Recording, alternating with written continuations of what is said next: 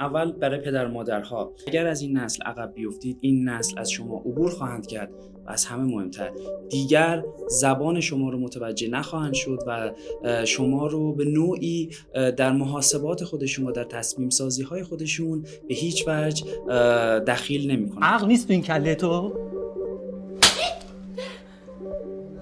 اول از همه تعریف واحدی از کودک نداریم. اول از همه تعریف واحدی از کودک کار نداریم. ما اصلا کودک کار شما تعریف واحدی از اون دارید توی اینترنت سرچ کردید توی کتاب‌ها، متاسفانه نداریم.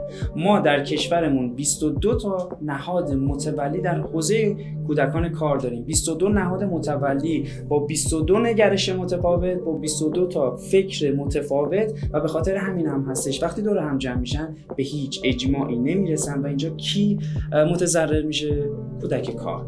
کودک متضرر میشه چون ما به یک اجماع و به یک جمع‌بندی واحد در بحث کودکان کار نمیرسیم. همه مشکلات رو میندازن گردن هم و از همه مهمتر توی رسانه ها همیشه شاهد این هستیم که یک مسئولی میاد سخنرانی میکنه و میگه که بیشتر کودکان کار در ایران کودکان اتباع هستن، یعنی ایرانی نیستن، در صورتی که اصلا این گونه نیستش. بیشتر کودکان کار ما ایرانی هستن، کودکان بی‌هویتی هستن که از سیستان و بلوچستان اومدن، از نقاط مرزی ما اومدن، کودکان کاری هستن که ایرانی هستند اما اسناد هویتی ندارند و به خاطر اینکه سلب مسئولیت بکنن مسئولین ما، بعضی از مسئولین متولی حوزه کودکان میان میگن اینها اتباع هستن.